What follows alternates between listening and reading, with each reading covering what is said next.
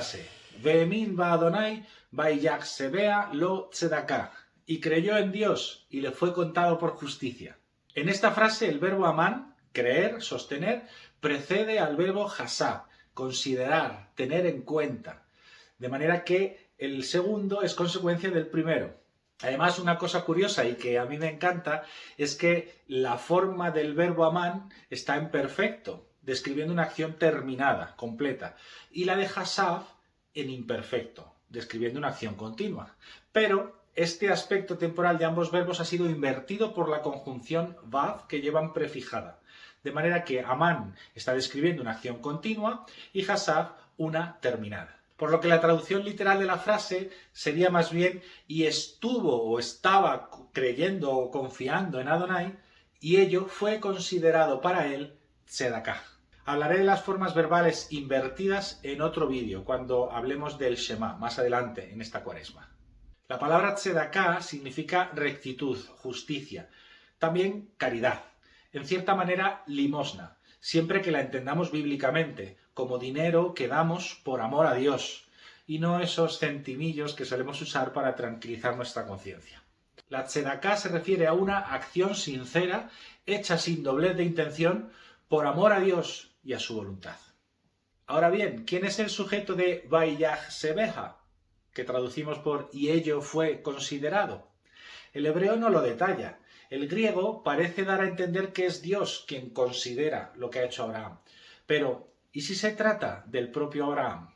Un famoso comentarista hebreo, Rashi, se preguntó qué mérito tenía creer en Dios si él no puede mentir. Y si es así, ¿por qué entonces tenérselo en cuenta a Abraham? Y llegó a la siguiente conclusión. Abraham creyó en Dios y consideró que era debido a la justicia del santo, bendito sea, que él le daría un hijo en cualquier circunstancia y no por el estado de justicia de Abraham.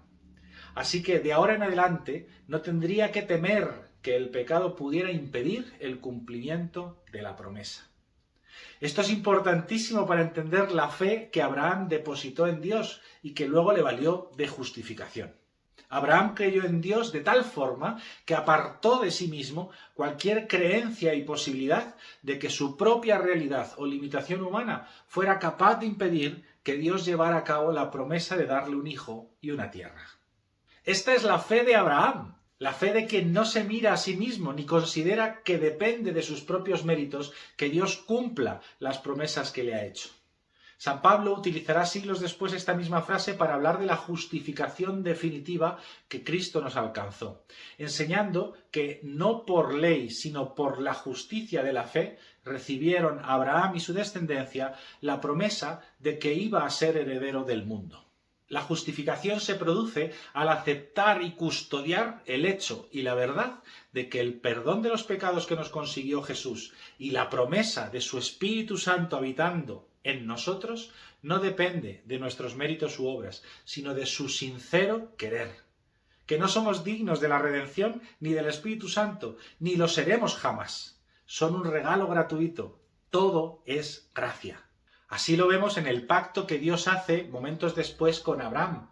En él se nos describe la forma en la que se realizaban o se llaman los pactos en la antigüedad. Se partían en dos varios animales. Después, los pactantes pasaban por en medio con antorchas, cauterizando los cortes del sacrificio y diciendo: que me pase a mí esto si no cumplo mi parte del trato.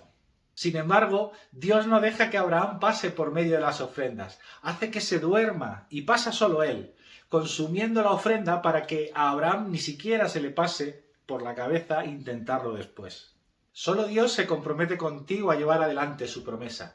De ti solo espera que permanezcas, que mantengas como Abraham la firme confianza en que su alianza no depende ni de ti ni de tus méritos, sino de Él, que te eligió antes de que tú lo llamaras o ni siquiera le conocieras. Que su elección por ti es fruto de su justicia, de su tzedaká, de su amor sincero y sin doblez por ti. Esto mismo se repetirá luego en el monte Tabor con Jesús, Pedro, Santiago y Juan son testigos del inmenso poder y vida, de la presencia de Dios que fluye desde dentro hacia afuera y no al revés, del propio cuerpo de Jesús. Contemplan cómo Él es el cumplimiento de todo lo prometido y anunciado por Moisés y por los profetas, representados en Elías.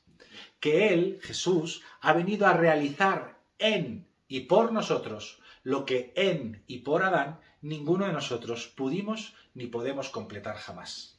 Pedro, Santiago y Juan experimentaron que Jesús es la tzedaká de Dios hecha carne, que Él es nuestra justicia. La justificación consiste en creer, como Abraham, en el nombre de Jesús, que Dios salva, sin mirarme a mí mismo ni considerar que depende de mi propia perfección personal que Dios mantenga y cumpla su promesa sobre mí. Si no, es que no nos hemos enterado de nada todavía. Es por eso que Jesús dijo: Abraham vio mi día y se regocijó. La lucha de la fe no consiste en mejorarnos a nosotros mismos, sino en enfrentarnos y oponernos diariamente a todo aquel que nos quiera convencer de que la elección, redención, amor y salvación de Dios depende de nosotros o de nuestros méritos. No se trata de menospreciar las obras, sino de ponerlas en su lugar. La fe real provoca obras. Las obras jamás provocarán fe. Su función es simplemente demostrarla.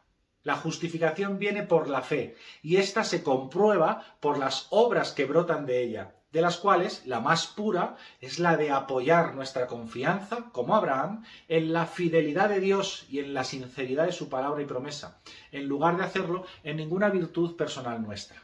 Por eso dirá San Juan: la obra de Dios es esta, que creáis, confiéis, permanezcáis en aquel que Él ha enviado.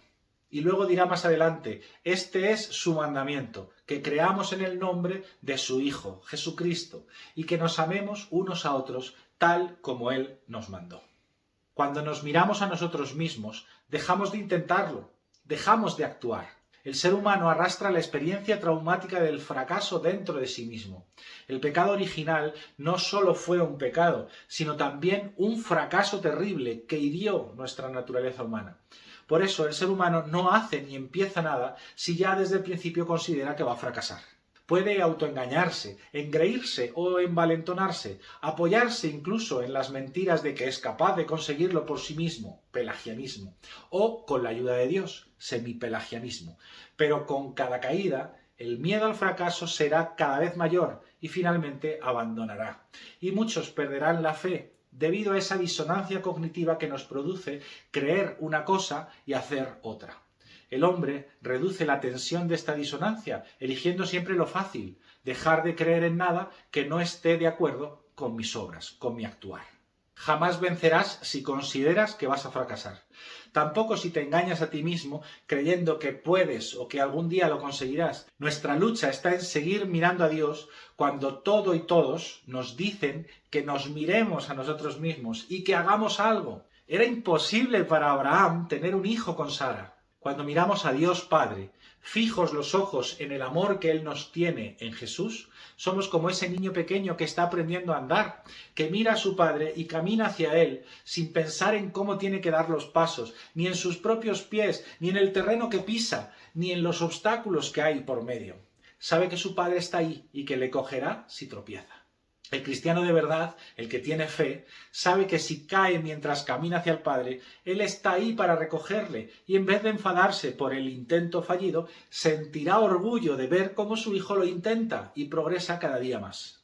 Porque su paternidad no depende de mis virtudes o defectos, sino del simple hecho de que fui perdonado en la cruz por voluntad de Jesús, engendrado de nuevo en su bautismo y hecho hijo amado del Padre por lo que Cristo hizo por mí, no por lo que yo haga por mí mismo.